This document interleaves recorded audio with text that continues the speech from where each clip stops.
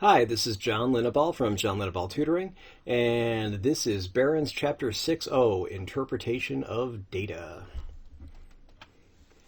So problems 1 through 3 on page 646. If you don't know what I'm talking about, please get your copy of the Barron's SAT, preferably the Premium Study Guide 30th edition, but probably the 28th or 27th, or I'm sorry, I mean the 29th or 28th editions, maybe even the 27th, would help you here. So anyway, you'll see on page 646 in the 30th, and I think it's exactly the same one in the 29th, the speeds at which Mark drove on Sunday morning. So page 646, the first couple problems, actually the first 3 problems, questions 1 through 3 refer to the above graph. So we see this graph here. All right, we can see the speed in miles per hour and the time of the morning. So it looks like Mark drove from 8 a.m. till 10:30 a.m. And the speeds go from 25 to 50. Looks like the slowest he went was 30, and the fastest he went was 50. So let's get going. Problems 1 through 3 continued. Problem number 1, for what percent of the time was Mark driving 40 miles per hour or faster? Well, Mark drove 40 miles per hour or faster from 8:30 till 9:45, because we can see 40 right here, and that goes to 9:45, so we can see that nice line of 40. And then, which is 1.25 hours? We can see. All right, this is 8:30, and goes to 9:45, so that's an hour and 15 minutes, or an hour and a quarter, which is 1.25 hours. All right, the whole time he was driving was from 8 a.m., from 8 till 10:30, which is, of course, 2.5 hours. So that's 1.25 over 2.5, which I bet you can figure out is 1/2, which, of course, is 50%. If you can't figure this out in your head, use your calculator. And in fact, you should use your calculator on any calculator allowed section on the SAT and on the whole ACT, because you don't want to get a question wrong just because you made an arithmetic mistake in your head or on paper if you're writing on your test. Number 2, how far in miles did Mark drive between 8:30 and 9? The graph shows Mark drove exactly 40 miles per hour during that time. We can see 8:30 to 9, it's just a horizontal line, and it's on the 40 mile per hour line, so he drove 40 miles per hour. So he drove 40 miles per hour for a half hour, which is 20 miles. So choice B is correct. 3, what was Mark's average speed in miles per hour between 8:30 and 9:30? Well, as we just saw, the line from 8:30 to 9 is completely horizontal, so that's 40 miles per hour. Between 9 and 9:30, he accelerates perfectly smoothly from 40 to 50 miles per hour. That's nice on these math tests that everything is done just perfectly. Anyway, that's fine. So we know that you can just take the average of 40 and 50, and this will fill in as though it were just a straight line across here at 45. So are we done? No, we're not done, because we have to average 40 and 45, which we can just add that together. 40 plus 50 is 90 over 2 is 45 miles per hour. So it's, again, 40 plus 45, which is... Okay, I made a mistake. The average speed for 9 to 9:30 is the 40 plus 50 miles per hour, so that's 45 miles per hour. So since Mark averages 40 miles per hour for the first hour and 45 miles per hour for the second, we average those two speeds, which gives us 40 plus 45 miles per hour over 2, which is 95 over 2 miles per hour, which is 42.5 miles per hour. All right, sorry for any confusion. And so, how did that happen? All right, so problems 4 through 6. On page 646, it refers to this little chart here, critical reading SAT scores of all the juniors at Central High School. So the number of students, okay, we see the y-axis goes from 0, presumably that's the origin, to 400, and the x-axis goes from 200 to 290 to 700 to 800, and we've got this nifty bar graph here. And here's a picture of a high school that I just got out of the copyright-free, Creative Commons license here. So that looks like a pretty classy high school, probably built around the turn of the last century, so, the early 1900s. All right, so problem 4 through 6, page 646, continued. Number 4, how many juniors at Central High School, CHS, took the SAT? It's the easiest problem because all you have to do is add all the number of students in the bar graph. But again, use your calculator if you can, because the first time I added it up, I got 1050 or something when I did it in my head. So if I can make a mistake in my head in arithmetic, you probably can too. And if you never make mistakes when you do it in your head, great, you're better than me. I'll just have to live with that. Anyway, so we can see, all right, we have 50, we have 100, that's 150. And then 150 plus, this looks like a little bigger than this, looks like 400. So that's going to be 550. And then we're going to have 350, so 550 plus 350. We'll just add the 50 first, that's 600.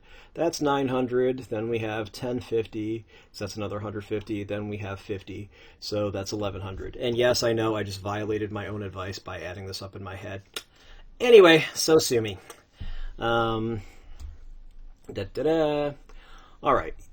Definitely use your calculator if you can, all silliness aside, because you don't want to get dinged for making an arithmetic error.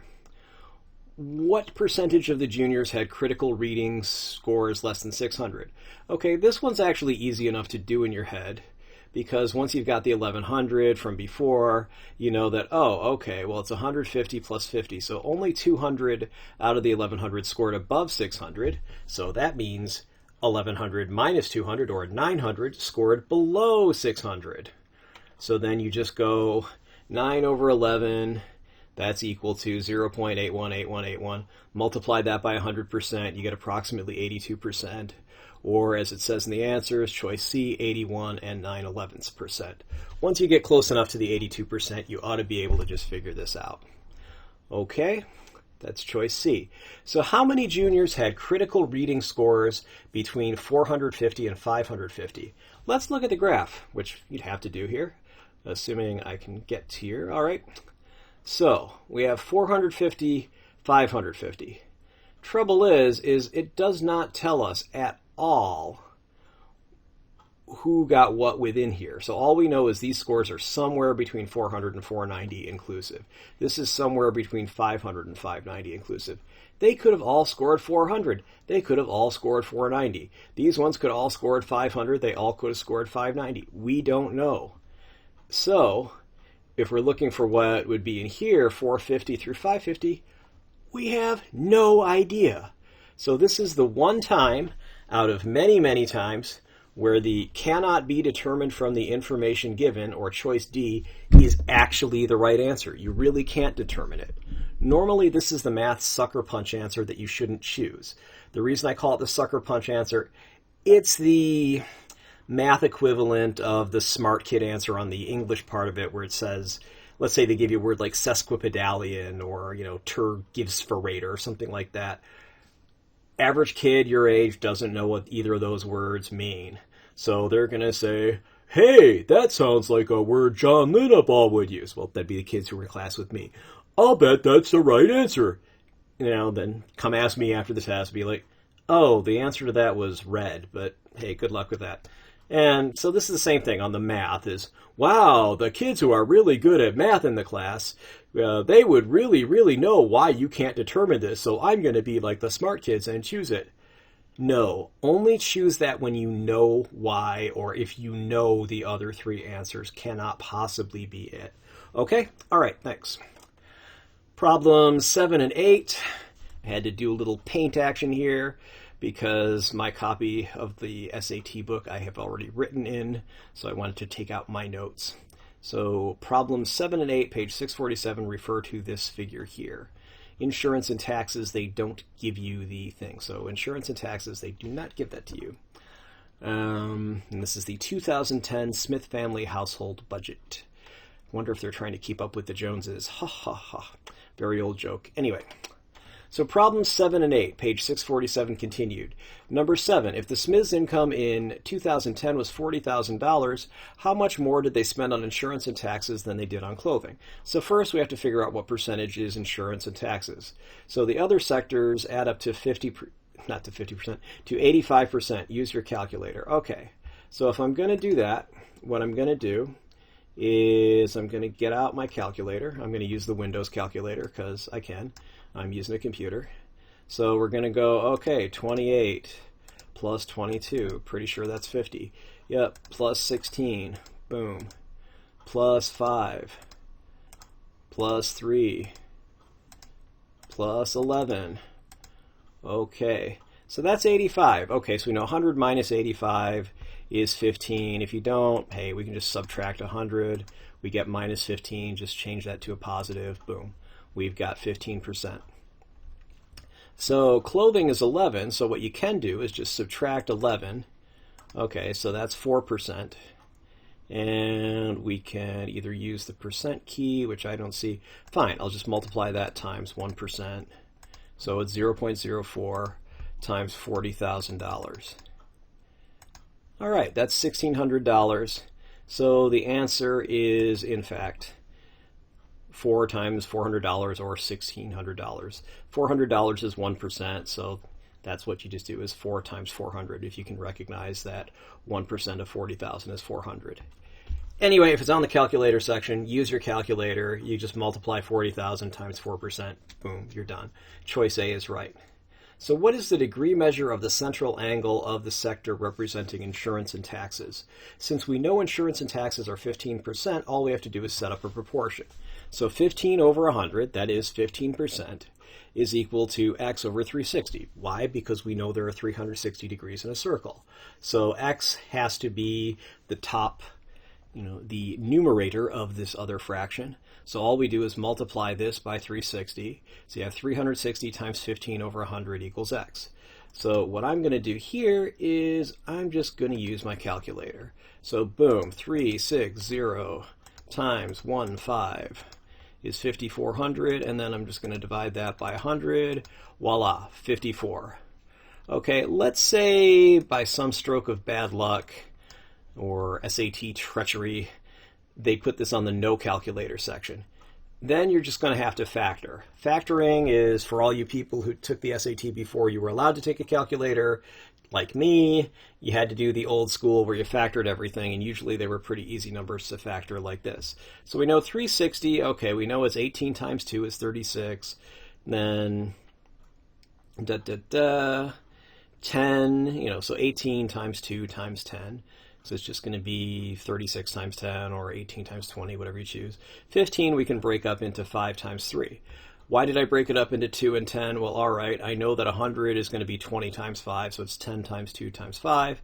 So boom, we just knock out the 2, 10, and 5 on the top because we cancel it out with the 10, 2, and 5 on the bottom. So 2 on the top takes out the 2 on the bottom, 10 on the top takes out the 10 on the bottom, 5 on the top takes out the 5 on the bottom, then we have 18 times 3, which hopefully you could multiply it. At the very worst, just write it out on your answer, on your answer booklet, not on the answer sheet.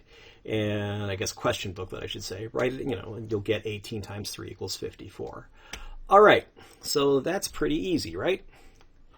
Problems 9 and 10, page 647. The distribution of the grades of 500 students on the final exam in math. All right, so we see, 25% failed. That's not good. So just quickly adding this up, you can go, all right, 25 plus 35, so 25 plus 35 is 60, plus 10 is 70, plus 25. So, all right, so we know that 95% of the students got either an A, B, C, or an F, so the D would have to be 100. Again, you can just subtract out 100. I know you're doing it the wrong order. Fine, it's -5. We know it's really a +5. So we know 5% got a D. Pretty sure without even looking at this that they're going to ask about that because notice they didn't give you the percentage there. All right, so let's take a look. All right, how many students earned a grade of D? Oh, okay. So I only did the first part. I found out 5% earned a D, and they tell you it's 500 students. So, okay, let's get out the calculator again. And it's going to be 5%, so that's 0.05. Or just use the percent key. I have this set to scientific. I think if I set it to, not set it to standard. Yeah, it gives you it right here, so fine. On your calculator, you'll have both buttons available, I'm sure. So 5%, oh, okay. So I've got to go 500 times 5%. Boom, that's equal to 25. Okay, so we know that 25 students failed the test. So the number is 25. All right. Ooh, I didn't write that there. Anyway, okay, we know 25 failed the test. So what percentage of these students, or not 25 failed the test, I'm sorry, 25 got D's. I apologize for that. All right, so we know that 25 got D's. And in fact, what I will do is I will change it right now. So 500 times 5% equals 25. All right.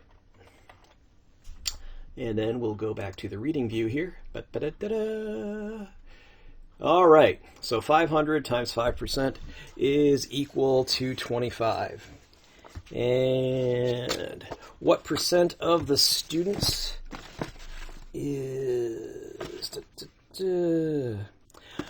who failed the exam would have had to pass it for the percentage of the students passing the exam to be at least 85%.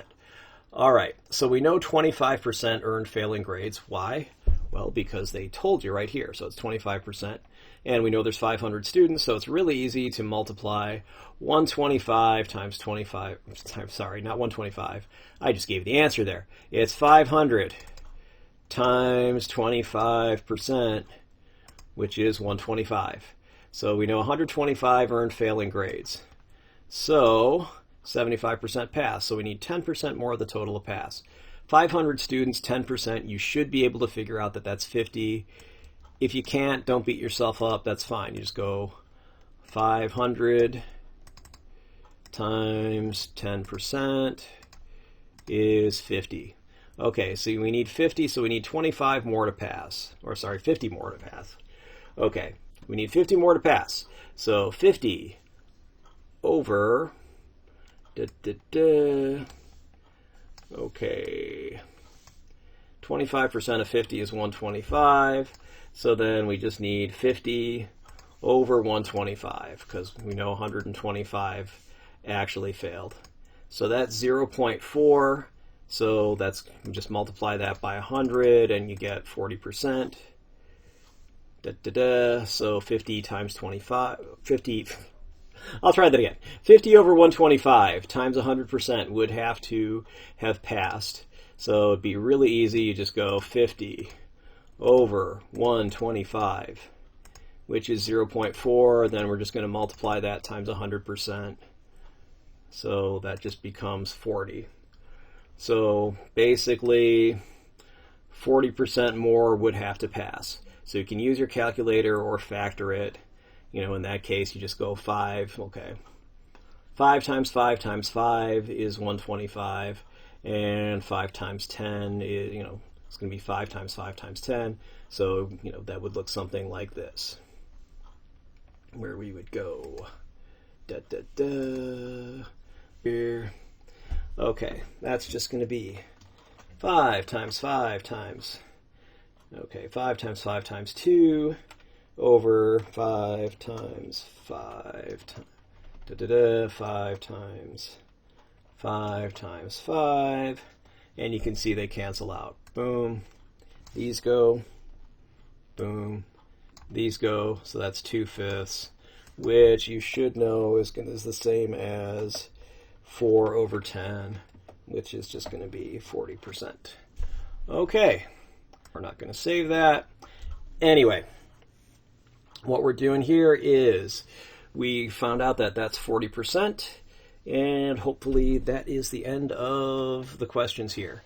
If you found this video useful, please like it and subscribe to this channel. Neither action costs you anything. You'll be alerted about my new videos. Why do I care? Well, it's simple. YouTube does not share any ad revenue with me unless I have 1,000 subscribers and 4,000 hours of view times within the year before they review my channel to see if they're willing to actually let me monetize my channel here. While many people are watching these, I don't have 4,000 hours of watch time in the last year. I don't have anywhere near 1,000 subscribers. I have, unless I checked, like 663, 664, something like that. If there's a copyright issue, if you think that I used your copyrighted picture or music or texts or something like that, please let me know. I'm willing to work with you on this. For the same reasons, you are not only welcome, but encouraged to share links to this video, put in playlists, etc. I'm always happy to read and respond to constructive criticism or suggestions for new videos. I also reserve the right to delete comments from and block those who specialize in destructive criticism, trollers, or things that are off topic, people who want to spam to advertise their products, or just people who are out where the buses don't run, disturb people. Anyway, if you want to contact me, you can call me at 415-623-4251. Again, 415-623-4251. You can email me at john@johnlinnebaugh.com. You can mail me at 1859 Powell Street, number 109, San Francisco, California, 94133. Thanks for watching. And if you need more contact information, you can find me on Facebook at www.facebook.com, Linnebaugh Tutoring. That kind of cut off there. Oh well. Instagram, again, you can go to instagram.com/john.linnebaugh.tutoring. Phone number, this is my office phone, 415-986-7355. And my email, again, is john@johnlinnebaugh.com, and you can find my nifty website at www.johnlinnebaugh.com. Hope you're having a good day. Bye.